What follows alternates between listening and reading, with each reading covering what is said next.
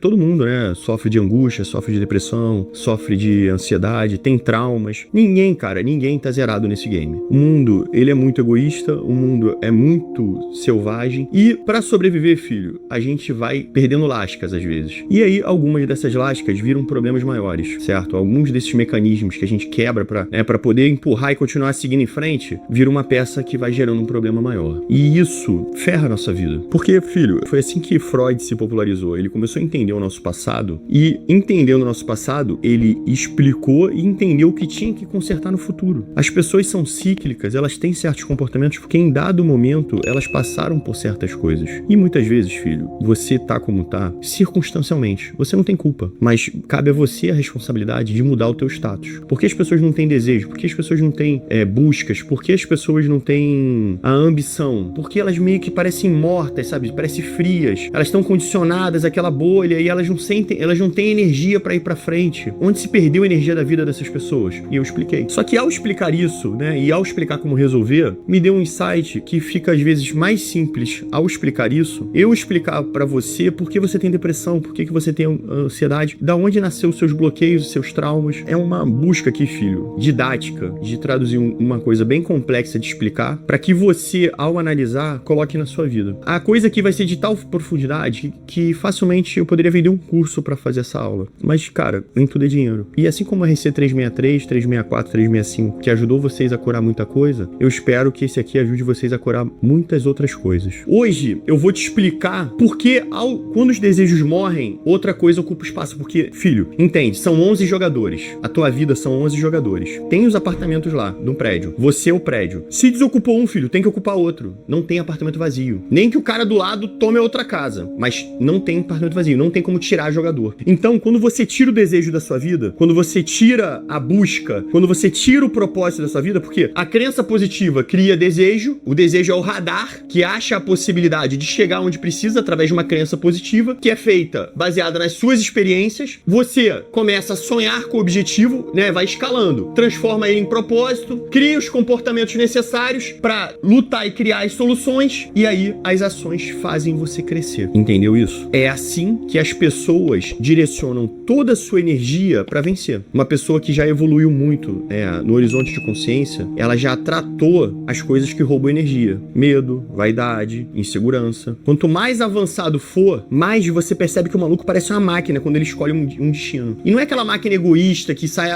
tipo assim, ferrando todo mundo para chegar onde quer. Não. É aquela parada concisa, constante, que consegue botar toda a energia na sua missão, certo? As pessoas confundem quem tem prioridade, quem se coloca como prioridade e quem é egoísta. São coisas diferentes. Você não tem como amar ninguém, filho, se você não ama a si mesmo primeiro. Você não tem como ficar realizando o sonho dos outros se você não realiza os seus. Então, esse é o primeiro ajuste que a gente precisa, amar a si mesmo. Mas não é de forma endônica, egoísta, tipo, eu vou ferrar todo mundo pra eu crescer. Não. Tem virtude, tem compromisso. Não tem como ter crescimento virtuoso sem ser virtude. Ah, não tem? Mas aí, de forma extrair dos outros. Aí é egoísmo. Pra você crescer, você dá passa-perna, desleal, desonesto, aí é egoísmo. Aí é o teu ego, a tua imaturidade, então você tá num baixo horizonte de consciência. Pode ter sucesso, porque ter sucesso, filho, não tem nada a ver com horizonte de consciência. O horizonte de consciência é consciência de. Então, eu já falei assim, pessoas com alto grau de consciência conseguem botar todos os seus cavalos, todas as suas emoções, todas as suas energias para a mesma direção. Elas estão integradas com a carruagem. A pessoa de baixa consciência está com os cavalos perdidos. E aí não consegue ter toda a energia. Então, vai lá no RC da carruagem. Pô, tua carruagem tá integrada, meu irmão. É 10 e faixa.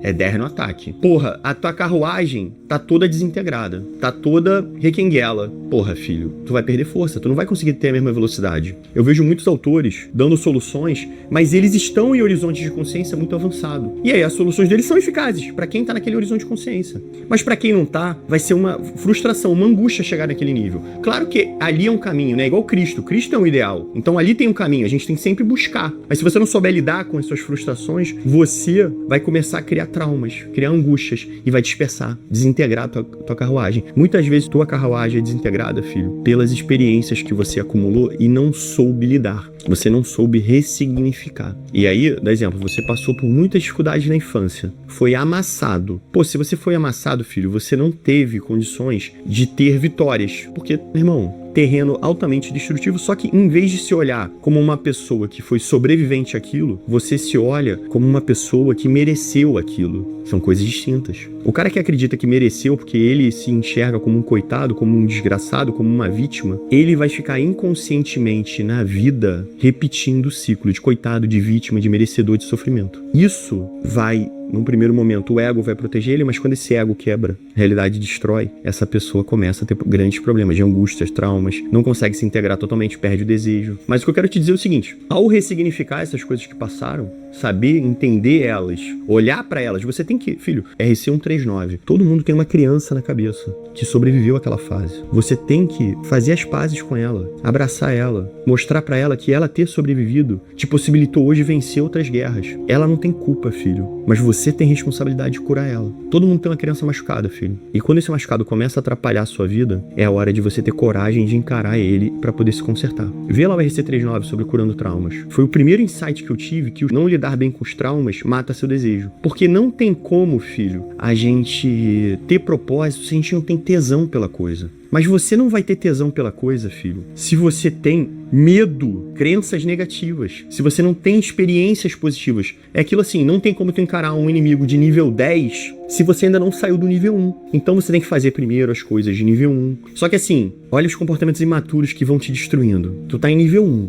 porque você se escondeu na vida, isso te ajudou numa primeira fase, isso te ajudou numa segunda fase. Você conseguiu ir passando as fases sem mudar de nível, esquivando dos oponentes, passando, mas você não cresceu. Aí o teu amigo, que cresceu contigo, que era o burrão, ele veio igual o bicho, brigando, apanhando, perdendo, humilhado, levantando, batendo, apanhando, bum, bum, bum. Agora vocês chegaram numa fase 5, 6, 7. Ele já tá de nível 8, você ainda tá de nível 1. Aí você começa a olhar pra ele e isso começa a te dar angústia. Porque a fuga que foi criada pra você não encarar as tuas dores, pra você não precisar ter coragem, pra você não enfrentar, começa a quebrar. Um chefe meu, filho, disse uma coisa uma vez pra mim. Ele falou, eu tomei uma porrada que eu não esperava, de uma pessoa que eu considerava. Foi sujeitando pra caralho, o Coronel Matias, e me defendeu. Ele e o Coronel Barros. Tipo assim, eu não esperava. Eles não precisavam se meter, entendeu? Da porrada que eu tomei.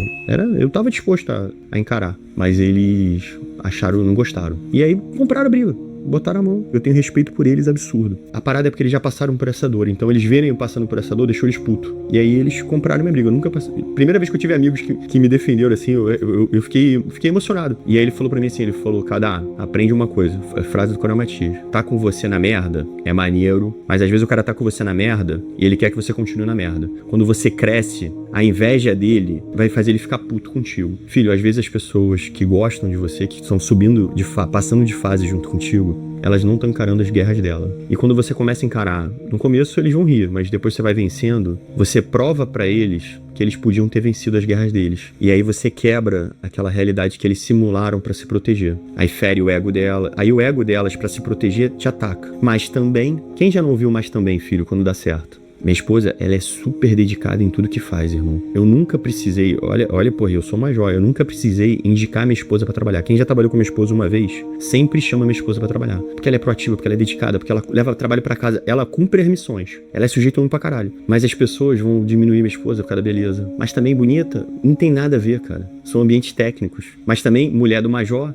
caralho, eu nunca me meti. Mas as pessoas, elas precisam dessas justificativas porque o ego delas está com medo. Porque a realidade delas está sendo abalada. Porque elas estão vendo uma pessoa que veio de menos que elas, ou de igual a elas, fazendo mais que elas. E isso quebra a realidade delas. Muitas vezes, filho, a sua depressão, a sua angústia, a sua ansiedade, os seus traumas são efeitos desse processo aqui que falharam. E aí, pro seu ego te proteger, ele cria comportamentos mesquinhos, de covarde, conformista, egoísta e vitimista, e cria uma realidade simulada. No RC 117 eu já falei isso. O ego faz isso pra te proteger, porque ele não quer ver você sofrendo com a frustração de não ter conseguido, ou de não ter coragem de encarar. Mas às vezes você não consegue, filho, não tem coragem por uma coisa que é anterior a você. E você nunca teve a consciência de encarar isso. Porque às vezes a sua depressão, filho, a sua ansiedade, a sua angústia, o seu trauma é um resultado inconsciente que você não conseguiu olhar identificar. Você acha que é assim. Não, filho, você não é assim. Uma garota mandou mensagem esses dias e falou: pô, Kadai, eu tenho ansiedade e depressão e eu quero ser policial. Você acha que tem como? Eu sou ansiosa e depressiva. Eu falei: você não é, você está. Se você não assimilar isso à sua identidade, se você entender que é uma fase, que é um estágio, e aí você parte pra resolver, a pedra apareceu no caminho, cai pra dentro dela. Se você entender isso, você vai tratar isso, e aí não vai fazer diferença o que você já teve. Agora, se você entende que isso é uma identidade, se isso virou uma justificativa pra você não ter coragem, você não vai conseguir. Porque a própria ilusão que você criou pra te proteger te mantém preso, longe dos seus sonhos.